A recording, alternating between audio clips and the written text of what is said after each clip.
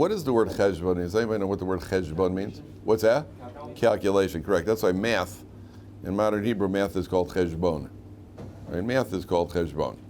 What do you call it? For TorahAnyTime people, we're on page 850. We're in the back. We're the last section of Parashat Chukas, Parak Chaf Aleph, Parak Chaf Aleph Pasuk Chaf Ches. Mostly means calculation. The Gemara says, Al Kain Yomru HaMoshlim. It also means rulers. A moshel is a ruler. Somebody who rules other people is a moshel. And Al Kain Yomru HaMoshlim, the Gemara says, those who rule over their Yetzer Hara make a cheshbon, make a calculation. Schar mitzvah keneged hefseda, the value, the reward of a mitzvah against the loss. V'schar aveira keneged v'hefsed aveira keneged schara. That means when a person has got a choice to make, I have a choice. I could stay in bed and sleep, or I could get up and daven with a minyan. Now, getting up in the morning is, we all know, Gehenna, right? It never gets easy. Right? Everybody could always sleep a little, and everybody wants to sleep late. Some people say, I have trouble getting up. So does everybody. Everybody has trouble getting up in the morning. It's always hard to get up. Nobody wants to get up. Right? You sit up. I heard from Rabbi Tatz once, great advice. If you ever wake up, not if you ever wake up, I mean, most people do wake up, but when you wake up and you want to go stay in bed and go back to sleep, just continue sleeping, before you make that decision, if you have to sleep more, you have to sleep more. It happens. Don't make the decision horizontal. Right? Your free choice is seriously impeded in that state. Don't make the decision horizontal. Sit up, get vertical. If after you're vertical for a couple of moments, wait a minute, then make the decision, should I get up or not? Right? That one little piece of advice has helped me tremendously. It's helped me tremendously because then I get vertical, then I go right back and get horizontal again. Right? So I get some exercise in the morning. But that one little choice can get you out of bed. You want to sleep, sleep. Nobody's saying don't sleep, but get vertical first. Just get vertical. When you're vertical, then you'll make the decision. What does it mean? It means this applies in many areas of life, by the way. It applies in many areas. Okay, I could give tzedakah or not give tzedakah. Right? I want to give $10. What will it cost me? It'll cost me $10. What's the reward? The reward is eternity. Eternity is a long time. Eternity is longer than the amount of time you waited in the bank the other day. Eternity is a long time. And the person understands you make a choice. I have the choice of what do you call it? Of losing. What am I going to lose versus what am I going to gain? And the same thing comes when it comes to doing averas. A person has the momentary pleasure of eating something forbidden, or looking at something forbidden, or doing something forbidden, versus the eternal punishment. And therefore a person has to think about it. Because the Gemara says, that's what Bo'u Cheshbon, we're on page 854, 5 lines from the top. Bo'u Cheshbon, live life with a calculation, as opposed to Nike's slogan, where they made billions on, which is just do it. Right? Just do it is the same gematria as Gehenna. Right? That's the same. Just do it means don't think about it. Don't think about the consequences. Just do it. It looks tempting. It looks good. Jump in and do it. Right? That's not the Torah attitude. The Torah attitude is think about what you're doing. Is this really worthwhile? We all know there's the momentary pleasure. It's not like nobody discovered America over here. We all know that it feels better to do the Aveira, and it feels better to think about what the loss is. Think about what is the business? What is this investment going to get? What is the balance? What's the payoff on this investment? Is it really worth doing it? And if I don't want to do somebody a favor, somebody asks you to do a favor. The reason you get rewarded for favors is because favors are difficult. It's difficult to do people favors. Right? It's difficult to be inconvenienced. I'd rather do what I'm doing, which is sitting and eating a can of peanuts and watching a ball game, is easier than having to go do somebody a favor and help him move because he's moving his apartment or something. That's definitely easier. But that's why there's a lot of reward. If it wasn't difficult, there wouldn't be a lot of. The fact that there's reward means that it's difficult. So the Torah is telling you, number one, live with a cheshbon. Number one. Okay, they finish with Sichon over here. Then they go on to the next one. Skip down to Pasuk Lamed Gimel. This is 8 lines from the bottom. 8 lines from the bottom. Vayifnu, they turn. Vayalu derech habashan. They go out past the Bashan. And here comes one of the most enigmatic characters in Torah. It's one of the most mysterious people we're ever going to meet. Vayetze Og melech habashan likrosam. Og goes out to greet them. Hu v'chol amot lamilchama edrei. Og goes out to battle them in a place called Edrei. Now, Vayomer Hashem el Moshe al tirosa, don't fear him. Ki biyodcha nasati osa. Well, if Hashem says to Moshe, don't fear him, that means Moshe did fear him. It doesn't say earlier that Hashem said, don't fear Sichon. Here it says, don't fear Og. Why was Moshe afraid of Og? So he says, don't fear him. We'll see in a second. So he says, Ki biyodcha nasati oso ves kol amo ves arzo. I'll give him and you him. I'm turning him, his people, and his entire land. They'll all be turned into your hands. And you'll do to him the same thing you did to Sichon. So the Jewish people smite them. I like that word. They smite them, and they take over his land. Then they go off to the Arvos Mav. Okay, so what happened over here? So first they beat Sichon. Then they go and they got to beat Og. And it says, the guy says to Moshe, don't be afraid of Og. Don't worry about Og. What's Moshe Rabbeinu afraid of? So Og, where do we first find Og? Anybody know? Where's the first time we ever meet Og? On the side of the Teva. Right? It says, the Medrash says that Noach survived the flood, and there's only one other person that survived the flood, was Og Melech HaBashan. Og survived the flood. How did he survive the flood? He hung on to the side of the Teva, and he kept his nose in the Teva. Somehow he breathed inside the Teva, and he survived the flood. How tall was this guy Og? Oh, everybody knows Og was a giant. So the Gemara says, in Brachas, we'll see the Gemara says that Og saw the Jewish people coming, and the Gemara says he picked up a mountain. The Jewish people were 3 parsaos wide. This is a Gemara in Brachas on Daf Dun Daled Amud Beis. And the Gemara says that the Jewish people were 3 parsaos wide, long, 3 parsa, call it 3 miles, whatever a parsa is. And Og picked up a mountain that was 3 parsaos wide. Doesn't happen that often. And he decided, I'll drop it on the Jewish people and I'll kill them. Right? So he's holding this mountain above his head. So HaKadosh Baruch Hu brought a bunch of ants and they made a hole in the mountain. Apparently he had the mountain kind of balancing on his head. I guess when you pick up a mountain, I guess it's hard to hold it up constantly, so he had it kind of on his head. That's the last time when I did it, that's what I did. And he has this mountain sitting on his head, and the ants come and they kind of ate around, and so the mountain dropped over his head, and then he wanted to take the mountain off. So HaKadosh Baruch Hu had his teeth extend and penetrate into the mountain. So now the teeth they're stuck. He can't get the mountain off because his teeth are in the mountain. And in the meantime, Moshe Rabbeinu, who was 10 amos tall, took an axe that was 10 amos long, and he jumped 10 amos, and he smacked and hit Og in the ankle, and he killed him.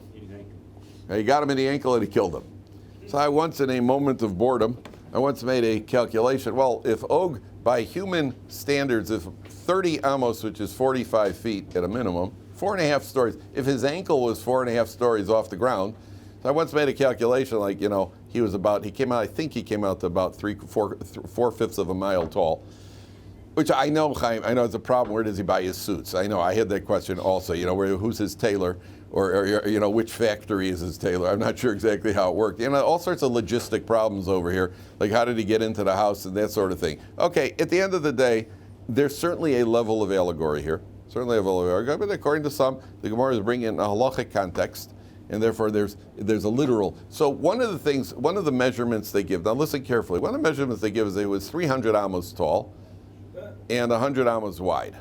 If you're tall, you're going to be wide also. Now, I want to ask something. A guy who's 300 amos tall, a guy who's about 500 feet tall, and a football field wide, if you hit him in the ankle with a hatchet, it probably feels like, hold on a question for a few minutes, it probably feels like a mosquito bite. Right. Now, how did that mosquito bite kill him? I mean, that's a big question, right? How much? We're not talking about hitting a guy. We're not talking about a hatchet murderer. Some English hatchet murderer. We're talking about a what do you call? We're talking about hitting a guy in the ankle. It feels like a what do you call it? It feels like a. Didn't Jack the Ripper get guys with a hatchet or something, or he used a knife? But whatever it was, it would feel like a bee sting. How did that kill him? Right? That's question number one. Question two: what's going on over here with the mountain and with the whole thing? So the explanation the commentaries give is like this. What was Moshe Rabbeinu afraid of? Moshe Rabbeinu was afraid because Lot has a tremendous merit. What was his merit? He lived through the Teva, he lived through the flood. Then when Avram Avinu, when Lot was captured by the bad guy kings, so it says that the messenger came and told Avram Avinu Lot has been captured. So that got Avram Avinu to go out and save Lot. Lot had a tremendous merit over there. What was his motivation? He wanted Avram to get killed so he could marry Sarah, who is beautiful. But even so, which tells you what happens when you do a mitzvah with pure motivation. If that was the merit that Moshe Rabbeinu was afraid of, and that was with ulterior motivation, imagine the reward you get when you do a mitzvah without ulterior motivation. And that was pretty lousy motivation. Like, hey, Avram, I got bad news for you. Lot's been captured by an international army. Oh, I better go save them. yeah, see ya. All right. And Avram goes up, but to Lot's surprise, he comes back.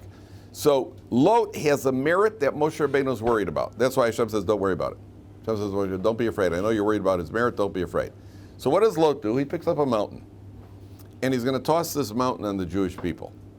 The symbolism of the mountain, Avram Avinu, the Avos are referred to as mountains. The symbolism of the mountain that Lot picks up to drop on the Jewish people is he's got that merit of Avram Avinu. That's the symbolism of the mountain.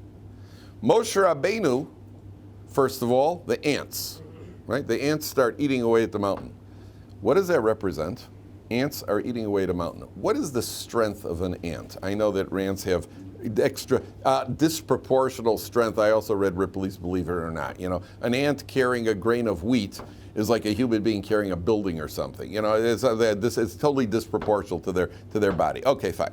But the strength of an ant is in his mouth. And that represents, the ants don't have, you know, they don't work out. You know, the strength is in his mouth. The ant, what's the strength of the Jewish people? In the mouth. In the mouth. That means tefillah. So the ants eating away at the mountain represents the koach of the Jewish people, the strength of the Jewish people, that through their tefillah, they're going to defeat Og Melech HaBashan. Moshe Rabbeinu, he has three merits over here. His own merit as Moshe Rabbeinu is 10 amos tall. 10 is the number of perfection, by the way. 10 always represents perfection, or as perfect as a human being could be. Moshe Rabbeinu is 10 amos tall.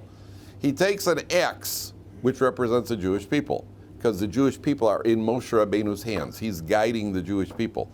The same way he's guiding the Jewish people, he's holding the axe represents the Jewish people. So you've got Moshe Rabbeinu's merit, and you've got the merit of the Jewish people, and you've got he jumps 10 amos, which means he's reaching to a higher level, which means he's reaching back to the forefathers as well.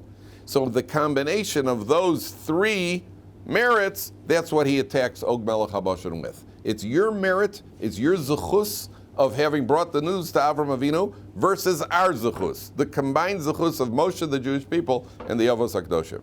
And Moshe uses that zechus and he hits Og in the ankle with it. Now, the question becomes, how did he kill him?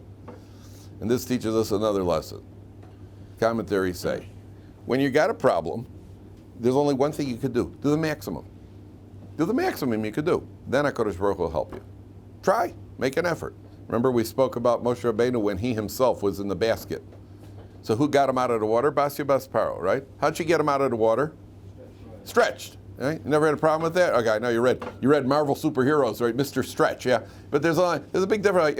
Imagine, first of all, Basya Bas Paro had never done this before. We don't have on record that she stretched ever before. She probably went to gym class. But we never find that her arms stretched way out of proportion where the Gemara says even one opinion is it went 60 amos. It's quite a stretch. I want to ask you a question. Imagine I'm sitting here and I say, ooh, that clock is off. I got to adjust the hands of that clock. And I do like this. And one of two things happens. Either nothing happens, right? Or I go like that and nothing happens, in which case, a delegation then goes to Rabbi Geffen after she says, can we speak to you for a second in the office privately, right? Or my hand does stretch, and I adjust the watch. So what's the first thing that's going to happen? First thing that happens, if they're smart, is Eli and Moshe will immediately check to see their wallets, right? First thing is that they're going to put their hands on their wallets. So my hand could reach across the room, number one. Number two, what was I thinking when I did it? What was my havamina that I could do it? I've never done it before. What maybe mimanavshach. If it doesn't happen, then I'm a mishuganer, right? And if it does happen, then I'm a clinical Meshuggah, right? Because what made you think it was going to happen, right? So why did Basia Basparo? She reaches out her hand, never happens. She can't reach. She knows she can't reach the thing. Hey, look at that. Her hand's straight. Need everybody. It's right. What was you thinking? The answer is somebody's in trouble. Make an effort. Make an effort. Let Kosh Baruch Hu take care of the rest. Make your effort. So Moshe Rabbeinu says, what choice have I got over here? What am I going to do? So he takes an axe, jumps through it, 10 amos, hits Og in the ankle. Og dies. I guess when you're that tall and you fall, I guess it's quite a landing. I'm not sure. It doesn't say how he died. It just says he killed him. Okay, what's really going on here? What's really going on here is much deeper. It would be good to be able to stretch, by the way. That would be pretty neat if you could do that, right? Basi Vaspara. Like, I'm sure the other guys were like, hey, can you do that again? I want to get this. Give me a, Nowadays, if somebody stretched, that would be the reaction. Nobody would be impressed. People would just say, give me my camera. That's the first. If you haven't got a picture of, what do they call it, a selfie? Hey guys, watch this. If you haven't take a picture, it didn't happen. Okay, good. I got that off my chest. What do you call it? They say a couple got married. It's a true story. Chassan and Kala got married. This is for all the TorahAnyTime people also. Couple got married. They go into the yichud room. The most private moment in a person's life. The most private moment. So the Kala goes in there with a selfie and then puts what do they call it? She posts it up, or whatever the word is called. Puts it up there so everybody can see. They now make Kala dresses with a pouch for a camera, for a camera. Isn't that terrific? They actually build it. They have them say, I'm not lying to you. I'm telling you the truth. They actually make it designed so you can have a camera so you can take pictures of your own wedding. Otherwise, you're not married, right? Husbands don't need it because the minute he gives her the credit card, he knows he's married. So he doesn't need the camera. Right? You don't take pictures of pain. So the what do you call it? What's really going on here is like this. You got two people here. Sichon Melech Heshbon, and look where Og City is. 5 lines from the bottom. Hu v'chol milchama Edrei, in a land called Edrei.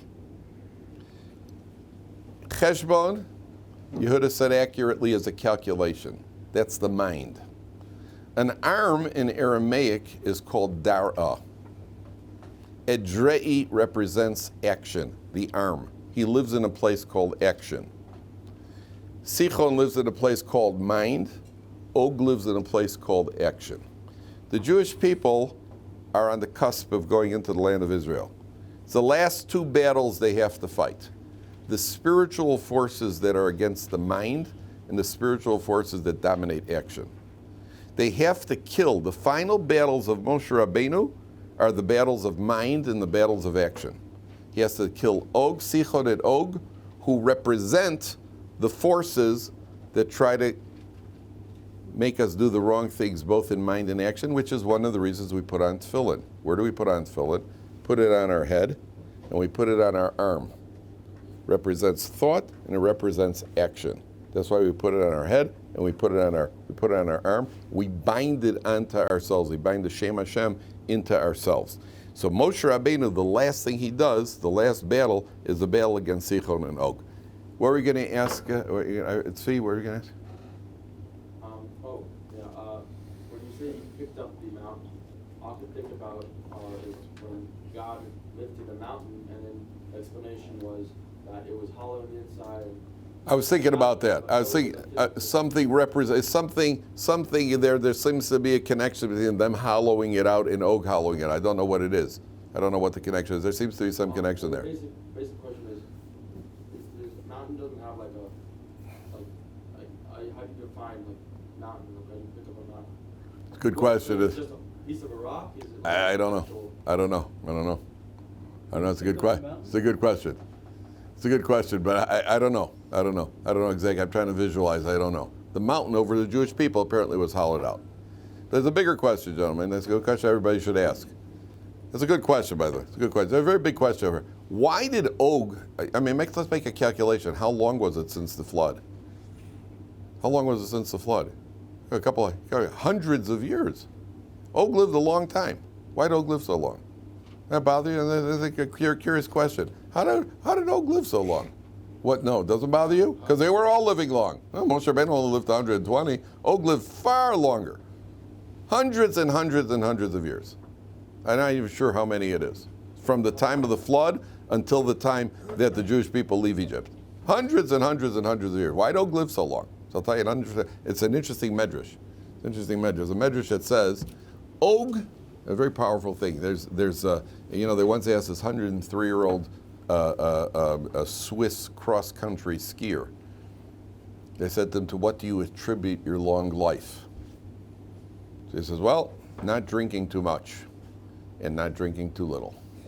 That's what he said. So everybody's looking for the magic elixir of life. What could cause you to live longer? What is it that could allow us to live longer? So, by the way, women outlive men. That statistically, women outlive men, and married men actually live longer than single men. But married men are more willing to die. So the Swiss I'm just telling you statistics. That's what the surveys indicate. So everybody wants to live long. How did live long? So listen to this medrash. The medrash says that Og saw Avraham and Sarah, and he said to them, the two of you are beautiful like a tree alongside a brook. For that compliment, Og was granted long life. Could you imagine? Doesn't cost you any money.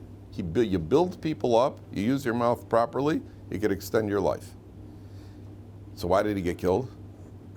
Because in the next sentence he said to them, the two of you are beautiful like a tree alongside a brook, but you don't produce fruit. And for that shtach, for the dig, he said you don't produce fruit. Avram and Sarah didn't have children at the time. For that, because of that dig, because of that, with Yiddish it's called a shtach, because of that dig, it was decreed on Og Melech HaBashan that he's going to be killed. Right? And that's why the pasuk says, Moves v'chayim biyad halashon. Life and death is contained in a person's mouth. The tongue, a person's tongue contains the ability to live and the ability to die. Literally. So if a person there's a Mishnah in Pirkei Avos that says, Shimon ben Gamliel says, Kol yomai gadalti ben hachachamim. My entire life I was raised among the wise. His father was the Nasi. V'lo matzasi laguf tov mishtika. I didn't find anything for the body better than silence. Now there's something bizarre about that, because when we think of speech, do you think of it as a physical characteristic, a spiritual characteristic? Physical or speech? The concept of speaking, the neshama expresses itself through speech. The difference between a human being and an animal is only one thing. We're able to speak. The evidence of the fact that we have a neshama in our body is the fact that we could speak. That means anybody who could speak has free choice. If you have a neshama, you have free choice. If you have free choice, you could speak. I'll tell you a very deep idea in a second. If you have free choice, the fact that I could speak shows I've got a neshama. Animals don't speak. Animals communicate whatever it is. It's not free choice. They have an instinctive communication. Human beings could speak. If you speak, that means you have a neshama. That means you have free choice. So when a person speaks, I associate speech, Torah learning, davening, complimenting people. I associate that with the neshama, not with the body. It's not a physical thing, it's a spiritual thing. Speech is very, very spiritual. Anything that we do that's ruchni, anything we do that's spiritual, we use our mouth for. Right? You daven, you learn Torah, that's what you use your mouth for. Yet Shimon ben Gamliel says in the Mishnah, I didn't find anything better, Lumatsasi laguf tov bishtika. I would have, if I was writing the Mishnah, I would have written, I didn't find anything for the neshama better than silence. And he says, I didn't find anything for the neshama better than, anything for the body better than silence. Why is silence associated with the body? I would associate it with the neshama. You understand that? You understand the question? Certainly it takes it's physical muscles that, whatever it is, however the voice works. But where's the voice coming from? Where's your speech coming from? It's coming from your neshama. Why is that? The answer is because people get in trouble with their mouth. If a guy goes in and tells the boss off, and the next thing you know he's fired, and he's unemployed, and now he's got an ulcer, which is a physical suffering, it's all because he used his mouth at the wrong point. Right? If a guy sees a group of Hell's Angels blocking the sidewalk, and he says, "Get out of my way, you wimps," right? And then he ends up in the hospital in traction, right? Well, that's because his voice put him there, right? Lo matzasi laguf, his goof is now in trouble because of his mouth. People end up in a lot of we associate it with the neshama, but it's really it has an effect on the goof. 1 second, I'll tell you something even deeper. You ready for this? What was Moshe Rabbeinu? You know, it goes into the next Parshat. Let's start the next Parshat. Okay, we'll go into this. Pasuk 8, Parashat Balak. This is one of the more esoteric parshas in the Torah that's all about cursing and blessing and witchcraft and sorcery, all sorts of good stuff. Vayar Balak ben Sipor es kol asher asa Yisrael Amori. Balak ben Sipor is the king of the remaining Moabite nation, and he sees what the Jewish people have done to these Amoris, specifically Sichon and Og. These two were supposed to be protecting everybody, and the Jewish people went and trashed them. So now he's nervous. He and his people are very nervous. Vayogar Moav mipnei ha'am me'od. The nation of Moab is very, very afraid. The word Vayogar means they withdrew in, they drew in. Some say they closed themselves in their city. Some say it means they gathered other armies to help them, but they were terrified of the Jewish people. Kiravhu, because the Jewish people, there were a lot of them. The Moabite nations, they were outnumbered by the Jewish people, number one. Vayakatz Moav b'pnei b'nei Yisrael. And they were, how does he translate Vayakat? They were disgusted in the face of the children of Israel. Now, one of the ideas here about being disgusted it says two things. It says the nation, and then it says the Bnei Israel. The nation bothers them because the nation represents the numbers. We're just afraid of the numbers. Again, on the plain meaning. The plain meaning, we're afraid of the numbers. We're afraid they're going to overrun us. Bnei Israel represents what the Jewish people are. What the Jewish people are. The nations can't stand us. Why not? Why can't the nations stand us? When one person's doing something good, the other person sees him doing something good, it's like, oh, why am I? Exactly correct. Exactly correct. We are the conscience of mankind. Mankind sees clearly what we are. They see clearly that we're different. We're supposed to be different. That's why Jews lose respect when they don't behave like Jews. Jews gain respect. You gain respect when you behave a Jew. Doesn't mean they'll love you, but you lose respect. Remember, I told you these two Israeli guys were sitting in a roadside inn somewhere in Scotland. They were sitting in a roadside inn having a meal, and the guy, the proprietor, who was not Jewish, comes over. He brings them their plate. They're sitting there. These two Jewish guys. Two Israelis are sitting there. The guy brings them their plate, and he puts it down, and he says, as he puts down the food, he says, "Do you mean to tell me your people have suffered for 2,000 years just so you could eat the same food we do?" Like nothing like a musser fort from the owner of a motel somewhere in Scotland. Right? I even had a guy once. A guy became a Baal Tshuva. He told me he was in a bar. He was throwing darts, playing darts in a bar. He says this lady comes over and sees his arm. She says, "What are you doing in a place like this?" And my reaction would be, "Hey, lady, what are you doing in a place like this?" I understand what. I mean, for you, it's okay. For me, yeah. And the answer is yeah. For you, it's not okay. We expect better from you. Yeah. We expect better from you. And so they see us. They see the difference between the Jewish people and everybody else. So what does Moab do? They come along like this, and he says like this. Goes pasuk hey. Vayishlach malachim. 6 lines from the top. Vayishlach malachim el Bilam ben Beor Pisora. Sorry, I skipped. 3 lines from the top. Vayomer Moab el Ziknei Midyan. Moab sends to the people of Midian. I want you to see a Rashi over here. Why is he calling Midyan? Says Rashi, it's the right column of Rashi, 5 lines to the top. Please show the person next to you if you find it. Right column of Rashi, 5 lines to the top. El Ziknei Midyan. Says Rashi, V'halome olam hayusonim zeh. They were mortal enemies. Midyan and Moab hated each other. So what, all of a sudden you're on the same team?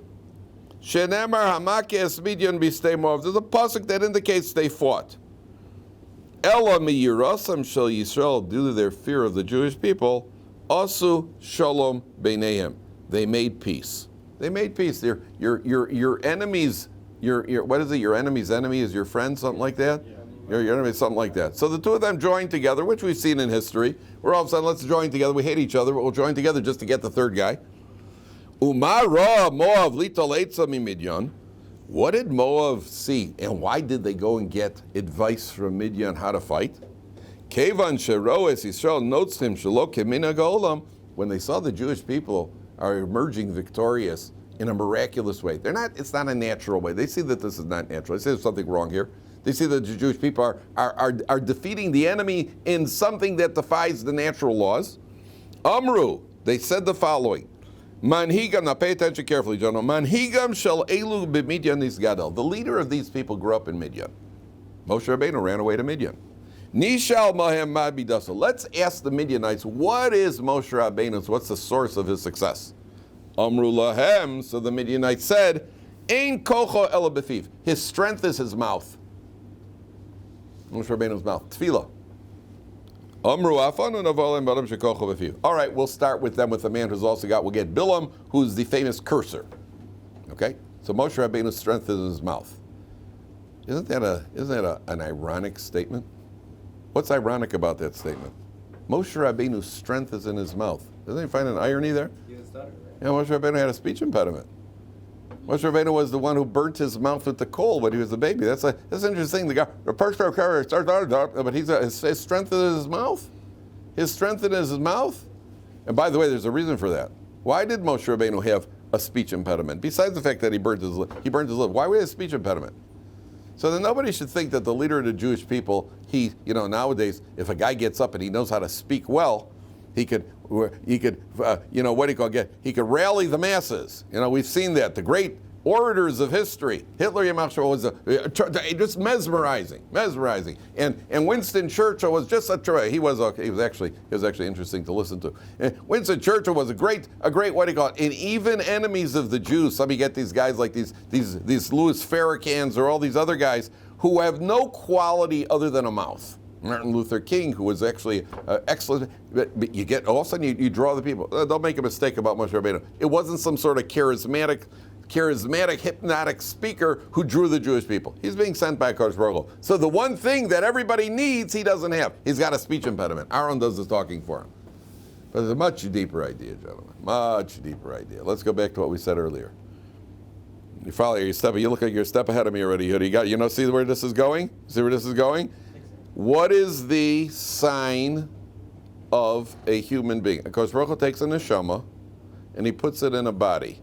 Every one of us has a neshama in our body, right? My neshama and my body are in constant battle with each other.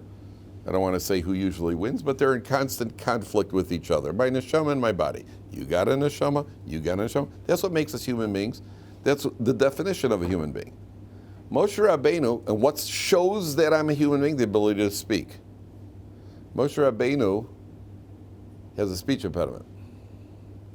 That means whereas my neshama is solidly in my body, and therefore I'm able to speak fluently, and you could speak fluently, and you could speak fluently, Moshe Rabbeinu's neshama isn't quite as firmly stuck in the body. Not quite as trapped as the rest of our neshama. The evidence, he's got a speech impediment. He can't speak. That's the depth of it. The depth of it is that Moshe Rabbeinu is on such a high spiritual level that we would say, well, your neshama is not as captive as my neshama. Very interesting idea. Ironically, how do they refer to Moshe Rabbeinu?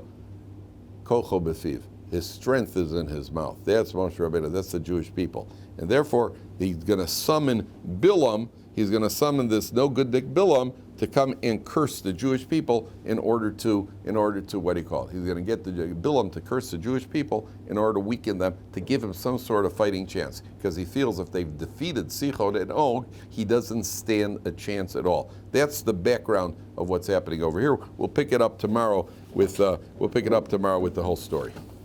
All right. Nisim, where's Nisim?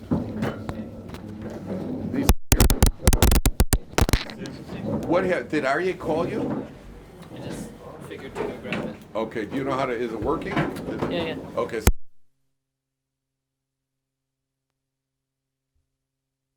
I left it out. He is. So I'll have to find